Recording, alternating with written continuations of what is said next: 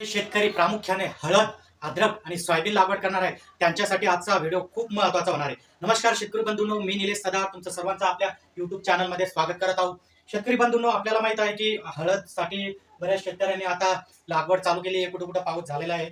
हळद सोबत अद्रक आणि सोयाबीन. तर आजच्या व्हिडिओ मध्ये आपल्याला जो महत्त्वाचा असणार आहे ते म्हणजे बीज प्रक्रियावर आजचा आपला व्हिडिओ असणार आहे. आता ही काही बीज प्रक्रिया आहे तर याच्यासाठी आपलं एक विशेष प्रॉडक्ट जे की ब्लॅक कार्बन सीड कोट नावानं सध्या मार्केटमध्ये आहे. आता त्याचं नावच दिलेलं आहे सीड कोट, अलग लक्षात. आणि हे जे काही आपलं प्रॉडक्ट आहे हे बीज प्रक्रियासाठी विशेष म्हणजे बीज प्रक्रियासाठी हे केलेलं आहे आणि हे कार्बन आधारित आणि संपूर्ण सेंद्रिय आहे, अलग लक्षात. जे आतापर्यंत आपण जे काही केमिकल्स असतात, काही बुरशीनाशक असतात ते तुम्ही वापरता, पण आजचं जे हे आपलं प्रॉडक्ट आहे तर हे कार्बन आधारित आहे आणि पूर्णतः ऑर्गॅनिक आहे. तर हे आजचं जे प्रॉडक्ट आहे तर हे प्रामुख्याने जे आपण पीक हे ते म्हणजे हळद, दुसरं म्हणजे अद्रक आणि काही भागामध्ये जिथं कोण सोयाबीन जे शेतकरी पेरत असतात तर त्याच्यासाठी सुद्धा महत्वाचं आहे. आता याची बीज प्रक्रिया केल्यानंतर आपल्याला काय फायदा होणार, जे पीक याला काय फायदे होणार आहे तेच आजच्या व्हिडिओमध्ये आपण बघणार आहे. आता ते एक साधं उदाहरण आपण घेऊ. आपलं ज्यावेळेस छोटं बाळ असते, छोट्या बाळाला काही व्हॅक्सिन्स देतात. त्याचं कारण असं असते की ते बाळ समोर चालून त्याच्या जे वेगवेगळे रोग असतात या रोगाबद्दल त्याच्यात एक प्रतिकार क्षमता तयार झाली पाहिजे. अशाच पद्धतीने बीज प्रक्रियेचं सुद्धा असते.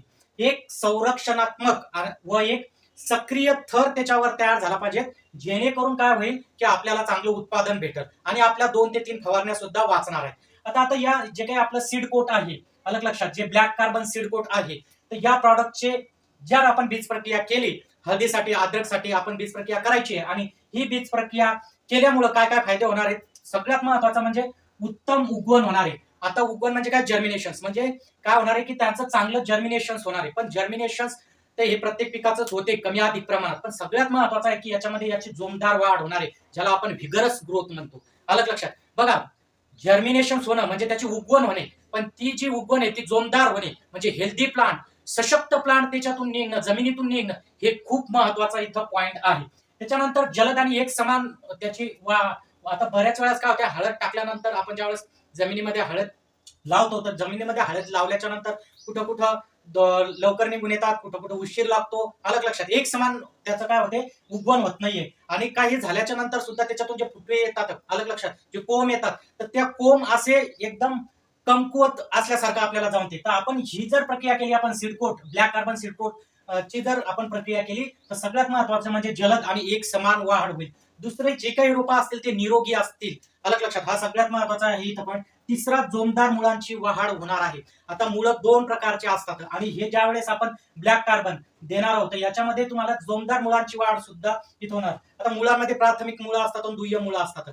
आता जे दुय्यम मुळं असतात हेच महत्वाचे असतात, जे काय करतात, जे काही आपण अन्नद्रव्य टाकलेलं आहे ते घेण्याचं काम करतात. नंतर मुळांचे जाळे अधिक विकसित करतात, हा एक महत्वाचा इथं फायदा आहे. जे काही आपले पीक आहे याचं जे काही त्याचे सेकंडरी रूट आहे, दुय्यम आपण मुळं म्हणतो, तर याचं एक मोठं जाळं तयार करतात, ज्याच्यामुळे जे न्यूट्रिएंटचं ऍब्सॉर्प्शन असते ते वाढते. त्याच्यानंतर पाणी आणि अन्नद्रव्य याचं सुद्धा काय होते, जे काही अपटेक असते हे भरपूर प्रमाणात वाढल्या जाते. नंतर सगळ्यात महत्वाचं म्हणजे फुटव्यांची संख्या वाढते. आता ज्यावेळेस आपण हळद लावतो त्याला 2-3 कमीत कमी 3 फुटवे असतात, अलग लक्षात. मग हे जे काही फुटवे असतात तर बऱ्याच वेळा जर आपण ट्रीटमेंट नाही केली, त्याला बीज प्रक्रिया नाही केली, तर 3 पैकी एखादा फुटवा निघून येतो, 2 फुटवे तसेच राहू शकतात किंवा 2 फुटवे निघू शकतात, 1-2 अजून फुटवा निघत नाही. तर हे सगळ्यात महत्वाचं आहे ज्यावेळेस आपण याची बीज प्रक्रिया केली. कारण मी पहिलेही सांगत आहे की हे कार्बन आधारित आहे आणि सेंद्रिय कर्बच हा जमिनीचा आत्मा आहे आणि हेच कार्बनना आपण बीज प्रक्रिया करत आहोत, लक्षात घ्या शेतकरी बंधूंनो. म्हणून काय होणार आहे की इथं फुटव्यांची संख्या वाढणार आहे आणि जेही काही हळद म्हणजे जेही काही पीक येणार आहे ते असं एकदम सशक्त राहणार आहे, मजबूत राहणार आहे. त्याच्यामुळे ज्या काही तुमच्या इन्सेक्ट पेस्टचे अटॅक असतात ते अटॅक सुद्धा काय होतात, कमी होतात.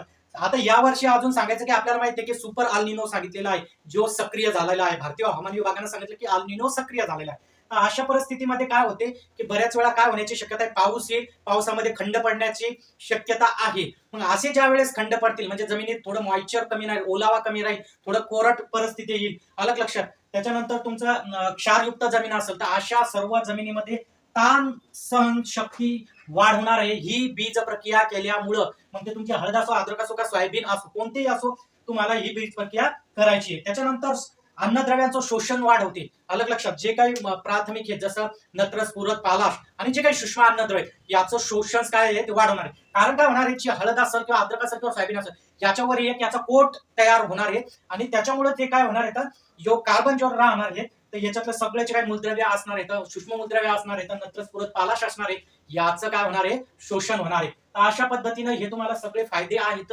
त्याच्यामुळे तुम्हाला ज्या शेतकऱ्यांच्या आता हळदी लावायच्या आहेत, ज्यांची लावायची तयारी करत आहेत, तर त्यांना आपलं सीड कोड ब्लॅक कार्बन हे वापरायचं आहे.